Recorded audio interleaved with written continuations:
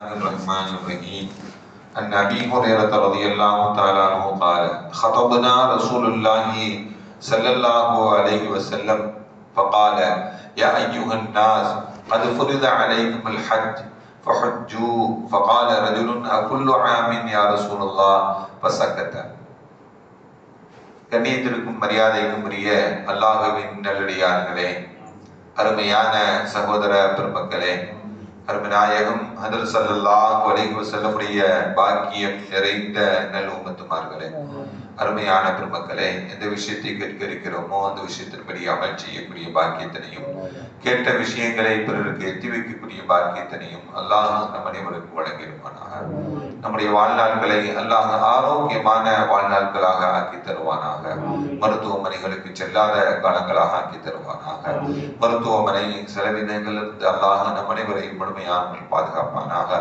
எல்லா விதமான ஆபத்துகள், விபத்துகள், பலாய் முசீபத்துகள், பரவக்கூடிய தொற்று நோய்கள், அனைத்து விதமான பாவ செயல்கள் இருந்தும் அல்லாஹ் நம் அனைவரையும் முழுமையாமல் பாதுகாத்து நிம்மதியான, அமைதியான, ராகத்தான, சந்தோஷமான, மகிழ்ச்சியான வாழ்க்கையை இந்த உலகத்திலும் நாளை மறு உலகத்திலும் அல்லாஹ் அளவில்லாமல் வழங்கிடுவானாக. நம்முடைய ஹலாலான ஹாஜத்துகள் அனைத்தையும் அல்லாஹ் நிறைவேற்றி தந்தருள் புரிவானாக என்று இந்த நல்ல நேரத்தில் துஆ செய்து துவங்குகிறேன். அருமையானவர்களே,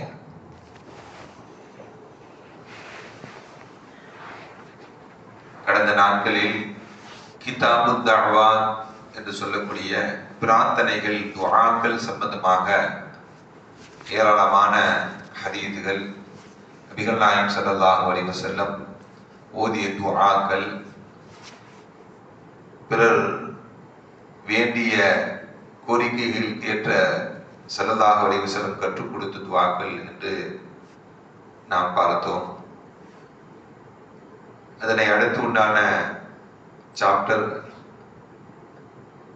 கிதாபுல் மனாசிக். மனாசிக் அப்படின்னா ஹஜ் சம்பந்தமான அமல்கள் குறித்து பேசப்படக்கூடிய தலைப்பு. மனாசிக் என்ற வார்த்தை நுஸ்க் என்ற வார்த்தையிலிருந்து வந்த வார்த்தை. நீங்க நுசுக்கு கார்டு எல்லாம் சொல்றாங்கல்ல, ஹஜ்ஜிக்கு போனப்ப இந்த வருஷம் எல்லாத்துக்கும் ஒரு கழுத்துல ஒரு கார்டை போட்டு வச்சிருந்தாங்க. அதுல QR கோடு எல்லாமே விவரங்கள் எல்லாம் அதுக்கு பேரு நுசுக்கு கார்டு. அப்படிதானாஜியா? நுசுக்கு. அந்த நுசுக்குல உள்ள வார்த்தை தான் மனாசிக். மனாசிக் அப்படிங்கிறது ஹஜ்ஜினுடைய கிரிகைகளை, ஹஜ்ஜினுடைய அமல்களை பற்றி சொல்லக்கூடிய வார்த்தை. ஹஜ்ஜி என்றால் என்ன? ஹஜ்ஜில் சில அமல்கள், சில செயல்பாடுகள். ஹஜ் செய்வதற்கு தவாப், சஇ, மினா, அரஃபா, முஸ்தலிஃபாவில் தங்குவது, ஜம்ராத்தில் கல்லெறிவது, குர்பானி கொடுப்பது, மொட்டை அடிப்பது, அந்த குறிப்பிட்ட நாட்களில் செய்யக்கூடிய இந்த செயல்கள், தவாப் முதல் கொண்டு மொட்டை அடித்து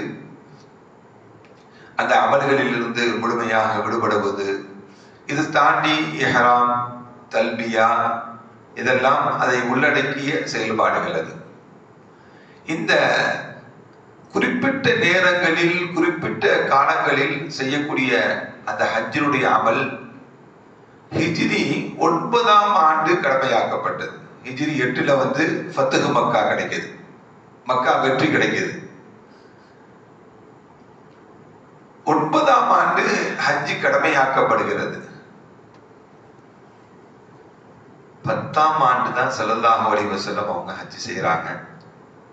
11ஆம் ஆண்டு இந்த உலகத்துல ஸல்லல்லாஹு அலைஹி வஸல்லம் இல்லை, மரணமாகி விடுகிறார்கள். தன்னுடைய இறுதி ஹஜ்ஜின் பொழுது எல்லாருக்கும் சொல்லுவாங்க, நான் எப்படி ஹஜ் செய்யறேனோ என்னை பார்த்து நீங்கள் கற்றுக்கொள்ளுங்கள் சொல்லுவாங்க. அந்த வார்த்தையை அதிகமாக பயன்படுத்தியதுக்கு காரணம் அடுத்த வருஷம் இருக்க மாட்டேன் அப்படிங்கிற ஒரு முன்னறிவிப்பு என்று பெருமக்கள் எல்லாம் நமக்கு சொல்லித் தருவாங்க. அந்த புனிதமான பாக்கியத்தை அல்லாஹ் நமக்கும், நம்முடைய குடும்பத்தார்களுக்கும், நம்முடைய சந்ததிகளுக்கும் எல்லாம் வழங்கிடுவானாக. யாரெல்லாம் இவ்வாண்டு ஹஜ் செய்தார்களோ அவருடைய ஹஜ் எல்லாம் ஹஜ் மப்ரூராக ஏற்றுக்கொள்ளப்பட்ட ஹஜ்ஜாக அல்லாஹ் ஆக்கி புரிவானாக. முதல் ஹதீஸ், இந்த தலைப்புடைய முதல் ஹதீஸ் ஹஜ்ரத் அபூ ஹுரைரா ரலியல்லாஹு தஆலா அன்ஹு அறிவிக்கக்கூடிய ஹதீஸ். ஹதபனா ரசூலுல்லாஹி ஸல்லல்லாஹு அலைஹி வஸல்லம், ஸல்லல்லாஹு அலைஹி வஸல்லம் அவர்கள் எங்களுக்கு ஹுதுபா செய்தாங்க, உரையாற்றினாங்க. அந்த உரையின் பொழுது ஃபகால சொன்னாங்க, யா அய்யுஹன் நாஸ், மக்களே, கத் ஃபுரித அலைக்குமுல் ஹஜ், உங்கள் மீது ஹஜ் கடமையாக்கப்பட்டுள்ளது. அல்லாஹ் உங்கள் மீது ஹஜ்ஜை ஃபர்லாக கடமையாக ஆக்கி வைத்திருக்கிறார். ஃபஹஜ்ஜு, நீங்கள் எல்லாம் ஹஜ் செய்யுங்க அப்படிங்கிற உத்தரவை நபிகள் நாயகம் ஸல்லல்லாஹு அலைஹி வஸல்லம் அவங்க தன்னுடைய உம்மத்தார்களுக்கு உரையின் போது ஹஜ் கடமையாக்கப்பட்ட பொழுது, நீங்க அல்லாஹ் கடமையாக்கியிருக்க, நீங்க எல்லாம் ஹஜ் செய்யுங்க அப்படிங்கிற செய்தியை சொல்றாங்க. ஸல்லல்லாஹு அலைஹி வஸல்லம் இப்படி ஹஜ் செய்யுங்க அப்படின்னு சொல்லி பொதுவாக சொல்றாங்க. பொதுவாக சொல்லும் பொழுது அதை எப்ப செய்யணும், ஹஜ் செய்யக்கூடிய காலங்களில் ஹஜ் செய்யணும் அப்படிங்கிறது, அந்த ஹஜ்ஜை ஒவ்வொரு வருஷமும் செய்யணுமா அப்படிங்கிற நிலையில ஒரு மனிதர் கேட்கிறார். ஃபகால ரஜுலுன், ஒரு மனிதர் கேட்டார் ரசூலுல்லாஹி ஸல்லல்லாஹு அலைஹி வஸல்லம், அகுல்லு ஆமீன் யா ரசூலல்லாஹ், ஒவ்வொரு வருஷமும் ஹஜ் செய்யணுமா யா ரசூலல்லாஹ் அப்படின்னு சொல்லி ரசூலுல்லாஹி ஸல்லல்லாஹு அலைஹி வஸல்லம் கேட்டார். ஃபஸக்கத, ஸல்லல்லாஹு அலைஹி வஸல்லம் அமைதியாக இருந்தாங்க. காலஹா ஸலாத்தன், திரும்பவும் கேட்கிறார், அகுல்லு ஆமீன் யா ரசூலல்லாஹ், ஃபஸக்கத, அப்பையும் அமைதியா இருந்தாங்க. திரும்பவும் கேட்கிறார், அகுல்லு ஆமீன் யா ரசூலல்லாஹ், ஃபஸக்கத, ஸல்லல்லாஹு அலைஹி வஸல்லம் அமைதியாக இருந்தாங்க. 3 தடவை கேட்கிறார். ஃபகால ஸல்லல்லாஹு அலைஹி வஸல்லம் சொன்னாங்க, லவ் குல்து நஅம், ஆமான் அப்படின்னு நான் சொன்னேன்னா, லவஜபத், உங்கள் மீது கட்டாய கடமையாக ஒவ்வொரு வருஷத்துக்கு போங்க.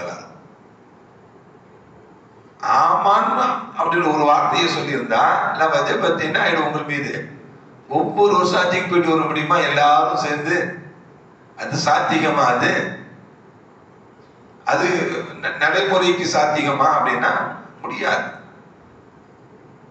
அதனால ஸல்லல்லாஹு அலைஹி வஸல்லம் அவர் கேட்ட கேள்விக்கெல்லாம் அமைதியாக இருந்துட்டு, நான் ஆமான்னு சொல்லியிருந்தேன்னா லவஜபத், உங்கள் மீது என்ன ஆயிருக்கும், கட்டாய கடமையாக ஆகியிருக்கும், நீங்க ஒவ்வொரு வருஷம் ஹஜ்ஜுக்கு போயிட்டு வரணும் என்று நபிகள் நாயகம் ஸல்லல்லாஹு அலைஹி வஸல்லம், வலம்மா இஸ்ததஅதும், அது உங்களால் முடியாது, வலம்மா இஸ்ததஅதும், அது உங்களால் என்ன பண்ண முடியாது, அது செய்ய முடியாது என்று சொல்லிட்டு ஸல்லல்லாஹு அலைஹி சொன்னாங்க, தரூனி மா தரக்குதுக்கும், உங்களுக்கு எந்த விஷயத்தை நான் விட்டு விட்டேனோ அதுல கேள்வி கேட்காம நீங்க விட்டு விடுங்க. உங்களுக்கு எந்த விஷயத்தை சொல்லாமல் நான் விட்டு விட்டேனோ அந்த விஷயத்தை நீங்களும் என்ன பண்ணுங்க, விட்டு விடுங்கள். فإنما هلك من كان قبلكم بكثرة سؤالهم واختلافهم على أنبيائهم, உங்களுக்கு முன்பு வாழ்ந்த சமுதாயம் அழிக்கப்பட்டதெல்லாம் அவருடைய நபிமார்களிடத்தில் அதிகமான கேள்விகளும் கருத்து வேறுபாடுக்குண்டான செய்திகளும் தான் முன்பு வாழ்ந்த சமுதாயம் அழிக்கப்பட்டதனுடைய காரணம். நபிமார்கள்ட்ட போய் கேள்வி கேட்கிறது, கேள்விக்கு மேல கேள்வி கேட்கிறது, தேவையில்லாத கேள்விகளை கேட்கிறது, அவர்களுடைய கருத்து வேறுபாடுகள் கொண்ட வார்த்தைகளை வைத்து கேட்கிறது, இதுதான் முன்பு வாழ்ந்த சமுதாயம் அழிக்கப்பட்டதற்கு காரணம் என்ற ஒரு செய்தியும் நபிகள் நாயகம் ஸல்லல்லாஹு அலைஹி வஸல்லம் சொல்லிட்டு, தெரியலன்னா கேட்கலாம். சில பேர் தெரிஞ்ச மாதிரி கேட்பாங்க, ஆனா அவருக்கு தெரியாது. சில பேர் இவருக்கு தெரியுதா அப்படின்னு சொல்லி கேட்பாங்க. சில பேர் என்ன பண்ணுவாங்கன்னா, ஒரு 4 பேர் 5 பேர்கிட்ட கேட்டாதான் இவர் சாட்டிஸ்ஃபைட் ஆவார். அவர் என்ன சொல்றாரு, இவர் என்ன சொல்றாரு, அந்த இமாம் என்ன சொல்றாரு இப்படின்னு சொல்லி ஒரு 4 பேர்கிட்ட கேட்கிறது, இவரு திருப்தி ஆகுவதற்காக. இவர்கிட்ட ஒரு கருத்தை சொன்னோன்னு அவர் என்ன சொல்வாரு, அந்த இமாம் அப்படி இல்ல சொன்னாரு, அதுக்கும் விளக்கம் சொன்ன, இன்னொரு இமாம்லையும் கேட்டேன், அவரும் இப்படி சொன்னாரு, அது வேற மாதிரி சொன்னார். இப்படி எல்லாம் சில பேருக்கு கேள்வி கேட்டாதான் தெரியாததை கேட்டு தெரிந்து கொள்ள வேண்டும். தெரியாததை என்ன பண்ணணும், கேட்டு தெரிஞ்சுக்கணும், கண்டிப்பா தெரிஞ்சுக்கணும். அந்த துறை சார்ந்தவர்களிடம், மார்க்கம் சம்பந்தப்பட்டவர்களிடம், மருத்துவம் சம்பந்தத்தை மருத்துவர்களிடம் அதையெல்லாம் கேட்டு தெரிந்து கொள்வது கட்டாயம்தான். ஆனால் தேவையில்லாத கேள்விகள் இருக்கக்கூடாது என்பதுதான் நபிகள் நாயகம் ஸல்லல்லாஹு அலைஹி வஸல்லம் நமக்கு சொல்றாங்க. ஃபைதா அமர்த்துக்கும் பிஷைஇன், உங்களை ஒரு விஷயத்தை நான் ஏவினால் ஃபஅது மின்ஹு மஸ்ததஅதும், உங்களால் முடிந்த அளவுக்கு அதை செய்யுங்கள். உங்களை ஒரு கட்டளை செஞ்சனா அது உங்களால் முடிந்த அளவுக்கு நீங்க என்ன பண்ணுங்க, அதை செயல்முறைப்படுத்துங்கள். வைதா நஹைதுக்கும், உங்களை ஒன்றை விட்டு தடுத்து விட்டால் வைதா நஹைதுக்கும் அன் ஷைஇன் ஃபதஊஹு, அதை விட்டு விடுங்கள் என்று நபிகள் நாயகம் ஸல்லல்லாஹு அலைஹி வஸல்லம் சொன்னாங்க. இந்த ஹதீஸ்ல நமக்கு சொல்லி தரக்கூடிய செய்தி என்னன்னா, ஹஜ்ஜி கடமையானவன் அறிவிப்பு செய்யறாங்க, அது ஒரு செய்தி. இரண்டாவது, தேவையில்லாத கேள்விகளை கேட்கக்கூடாது அப்படிங்கிற, ஏன்னா ரசூலுல்லாஹ் ஆமான்னு சொல்லிட்டா அது கடமை அப்படிங்கிற இரண்டாவது செய்தி. அதே போல ரசூல் எதையெல்லாம் நமக்கு ஏவினார்களோ அதை முடிந்த அளவுக்கு உங்களுக்கு செய்யுங்க, எதையெல்லாம் தடுத்திருக்காங்களோ அதை விட்டுடுங்க என்பதை நபிகள் நாயகம் ஸல்லல்லாஹு அலைஹி வஸல்லம் இந்த ஹதீஸ்ல, முஸ்லிமில் வரக்கூடிய இந்த ஹதீஸ் நமக்கு சொல்லித் தரக்கூடிய பாடம். வல்லல்லாஹு நம்ம அனைவரையும் ஸல்லல்லாஹு